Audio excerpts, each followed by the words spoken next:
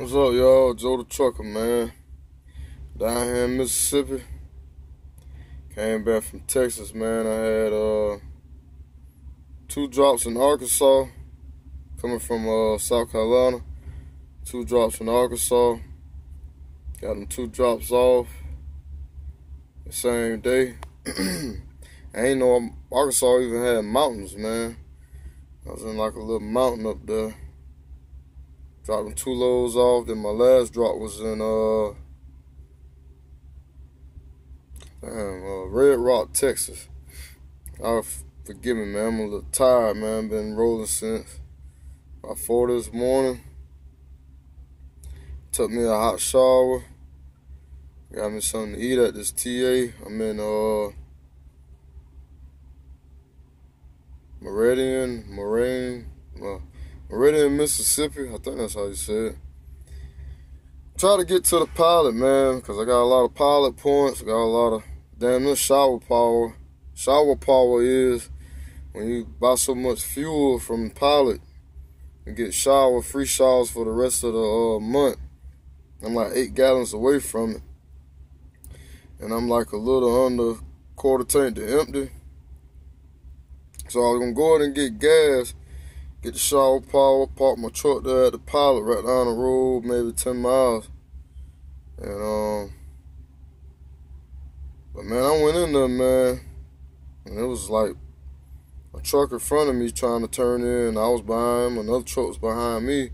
I said, man, I already know now that this truck stop is full, so I peeped. I'm sorry, I know I'm looking off, y'all, but they got a lot of activity going on around here, as y'all can see. But yeah, I pulled in there and look. I said, oh, it's jam packed. I look in, I come in and come out, man. Back on the road, get down to this TA. I use my Truckers Path app. I said they got a lot of spots here. That was over like an hour ago. I said, well, dang, it should be still something there. Get here, and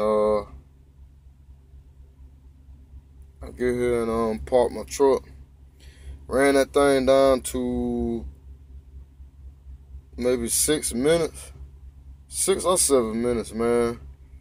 I don't like doing that, man, because you never know what may happen, man. But it's my second day. I ran this clock down to like 6 minutes, man. Kind of makes me nervous because I ain't trying to get no violations.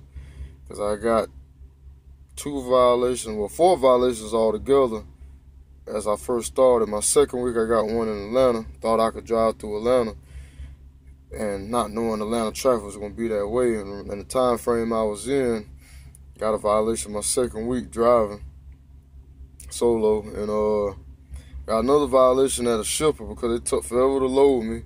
They loaded me up, got everything down packed. My time was gone. I didn't know I could sleep at the shipper, you know, till it was too late. And I done rolled off man, and violated, man. And, you know, nobody ain't informed me, hey, you can sleep at the shipper and don't get no violation. And I didn't know, so they wrote me a letter on my violation slip I have to sign for violating my hours. They, what they did, man, they wrote on a little note, man, wrote on the, it was like, don't try not to get no more violations. So I'm all on not trying to get no more till it recycles itself. Really, I ain't getting no more, period, man. Straight up like that. But 2 drops in Arkansas. You know what I mean? Little Rock, Arkansas, and Heber Springs, Arkansas, man. A lot of water in that area of Arkansas. And Little Rock, I guess I was in a little mountain around there. And I came on down through, I want to say I came on down through Arkansas to Texas, man. All the way to Red Rock, Texas. That was my last drop. I got that one off Tuesday. Got this load right here from, I think it's Luders, Texas. And just gotta go to Leeds, Alabama. So I'm like 2.5 hours away from this place. It's kind of weird, man. On the bill of Atlanta, the address didn't pop up in my Google Maps, didn't pop up with my Ram and Alley GPS. So called a lady, man, and got some more information. I called a guy, gave me the address. The address is across the street from where I'm dropping at, because I guess the address that is on here don't show up on the map yet. I guess it's something they building. So I'm gonna do my homework tonight, look up around the area so I can kind of be familiar with my surroundings tomorrow morning when I get there. And they want me to be there at 8. I'll try to be there at 7:45, hopefully. And I'm an hour behind schedule. Well, hour behind my terminal time, since I'm in, I guess it's Central Time and whatnot. So me dropping that off around 8 o'clock in the morning. It'll be 9 o'clock at the home office. So hopefully they'll have me something ready, and I'll be pushing on back to the house, man. I guess the next load I get, I'll be bringing back to the yard, because tomorrow is Thursday. And do my little 34-hour reset at home and back at it all again, the very next week. But where I got loaded at in Lueders, Texas, man, they had me overweight, man. They had me 37.5 on my trailer. They loaded me like a split axle. But even though this flatbed, this wasn't a split axle, so I had to take some of that weight off the trailer and put it up front. And I'm guessing I moved 4 pallets, which I should have only moved 2 pallets to the front.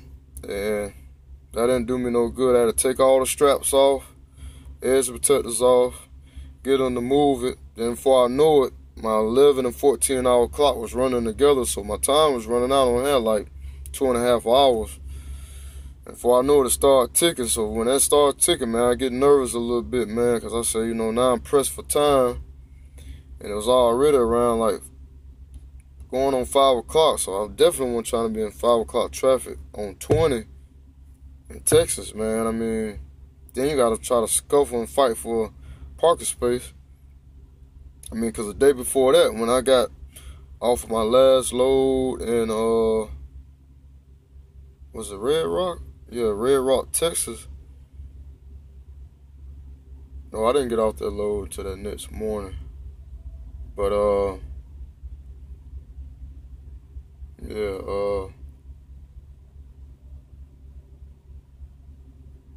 I mess around and get to a truck stop, man. It was packed.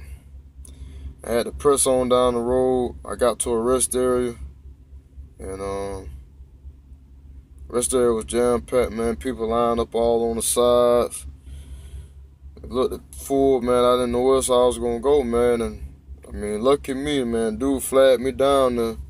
It was 1 parking space left, and I had 6 minutes left on my clock, man. So, I mean, stay positive, man. No matter what out here, you stay positive. Positive things will happen to you. I got to this TA today. I didn't have no shower credit on my card, man. But the dude gave me a free shower, man. I ain't asked him nothing about it. I ain't say nothing about it. I just told him, thank you, man. I appreciate it. Gave me a free shower. Took me a shower.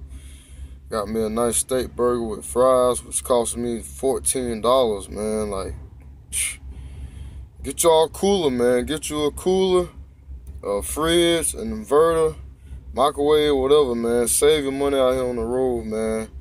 Because some of these places are going to charge you and tax you, man. Like, before you know it, you spend $100 in a week down there on food, man. And I only eat like once a day, because I'm always running. I ran 600 and 99 miles a day, man. I was like half a mile for 700 miles a day, so, you know what I mean? I might snack on something small, man, but, like, I'm beat, man. I'm tired, man. I ain't been tired like this in a while. I ain't talked nothing this week on the fat bed, so, I mean, I was up early this morning, man. I woke up last night, 12:47.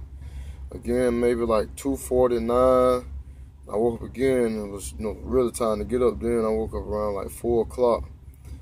You know what I'm saying? Urban did my post-trip inspection. And I hit the road, man. I was on the road no later than like 4:15, 4:30. So I've been rolling since then. And I pulled over maybe right at like 5, man. I ran the clock down all the way to 7, 8 minutes a day. Because the pilot I went to on the road I thought I was going to, man, was slammed, packed. People in there getting gas, it was packed. Parking spaces was gone. T right down the road. And I made it here, had plenty of parking, so that was good on my note, man. But yeah, they overweighed me, man, down there in Ludus, Texas, man. I moved the weight to the front. 11 14-hour clock was running together. I said, man, I gotta go so I can make it to a truck stop because it's already 5. So if traffic coming out, everybody trying to park, I'm looking like, man, I gotta go. So I dipped. And I was overweight, man, 38,000 and something on my drives, man. I was like, fuck, man, like, fuck, and fuck. You know what I mean? So I called the company, I told them the situation, my time was running out. I had to leave. Blase, whatever else. And yeah, I did that. And he was like, hey, man, slides the Tatum's all the way to the front. And let me know what you got. Did that, reweighed up. It was 35,060. So I'm still over like 1,000 pounds, man. 1,060, really, man. So he said, well, we'll take the chance on letting you ride back. You know what I'm saying? If you get any tickets or anything, he'll take care of them. So I was like, all right, that's cool. But I told him, I didn't want to get no ticket on my CSA score, license, or whatever, however that goes. I'm not really sure because I'm still kind of getting used to everything. And just figuring everything. I ain't been driving that long, man. 2-3 months, man, solo. So, but he told me if you get any tickets, it shouldn't be more than $25. He'll take care of them. I had to go through Louisiana and Mississippi scale, and yeah. But before I got to the scales, man, I pulled in the rest area before I hit that Louisiana one and took my 30-minute break. And I know he mentioned to me, the fifth wheel, but my fifth wheel wasn't working, man. Like a couple weeks ago, I couldn't get it to do what I needed it to do, man. Like the pins wouldn't pop out. I didn't even hear the air pressure, move or whatever. So I was in, kind of like a bad situation a couple weeks ago, but hey, I made it through these scales, man, you know what I mean? So I didn't have to do it then. But he was telling me, hey, can you move the fifth wheel or whatever? And I was like, well, it don't work. Last time I tried it, it wasn't working. So he was like, well, shit, we might be all right, man. They might let you go with 1,000 pounds over, which I don't think they would have, but I mean, I pulled in the wrist there. I fucked with the fifth wheel, man. I mashed the button. I hear the air pressure move. I said, well, damn, if it's doing like that, I can hear the air pressure. I mean, it's, they might have fixed it. It's working. I guess people at the shop fixed it, man. So the air pin on the passenger side pops out, fine. Get on the driver's side, it goes in, but it's not all the way in. So I'm beating it and I'm beating it. You know what I'm saying? With my knife, I ended up breaking my damn knife, man. I'm show you all this shit, man. Good, I mean one of my good knives, man. This ain't no cheap knife, man. This as y'all can see, man, this is see I broke the tip off of it, man. It's my little Rambo knife, man. You know, I got the grip right here, man. I can grip it and, you know, jig in you a little bit, you feel me? But the Smith & Wesson Border Guard knife, man. Good knife, man. And it's trash now, you know. Still might can cut you and shit, but fuck my knife up, beating it in, trying to get that shit to fucking work. Nothing, man. And I guess somebody seen my struggle. I heard me beating on it. I'm at the rest area, man. Guy walks up on me, man. He said, hold on a second, man. He come back. He got some spray lube, man. Free all, I think that's what it was called. And a hammer and a screwdriver. And he tapping it and hitting it. You know what I'm saying? And it wasn't budging, man. And I call him my coach, man. You know what I'm saying? Like, he taught me more than my trainer taught me. And he teaching me everything over the phone, just talking to me, man. You know what I'm saying? I learned more from him than my trainer. But, I mean, I ain't saying my trainer was all the way like a bad trainer or whatever. But, you know what I'm saying? The other guy, he been driving about 10 years. So, he said, drop your airbags, man. I dropped the airbags. Rock it back and forth, you know what I'm saying? Rock the truck back and forth, backward, forward. Man, a pin finally goes in. I'm like, boy, thank you. You know what I'm saying? No tickets, you know what I'm saying? Fuck it. I go through Mississippi. I go through Louisiana first, go through the scales, go through Mississippi, man. They pull me in. When they pull me in, I'm like, oh, fuck, I might still be overweight, man. You know, with me moving the fifth wheel pins or whatever. But, man, I got on the scale, man. The light stayed green, said exit. I said, oh, I'm good now. No tickets, man. So that made my day, man. That made my week, man, because this week been pretty smooth. Last week been pretty smooth. And you know what I'm saying? I've been running some miles up, man. I've been getting like 650, 680. I think my lowest miles was like 5 something, man, this week, man. And last week, man, that's about the lowest I ran. Everything else 650 and plus, man. 700s. I've been, you know, I feel good, man. Like, with me being new to this, man, and everything else, man, like, I feel like I'm progressing, man. Like, progressing real good, man. I'm starting to, you know my routes better. You know what I'm saying? My speed is getting better on, you know what I'm saying, strapping down and chaining down. I don't know about the tarp, because I ain't did the tarp in about 2 weeks, man, probably, so, but, man, me learning the interstates and everything and paying attention more and watching my surroundings, man, because people out here will hit you, man. Like, I had a guy almost hit my trailer today behind me.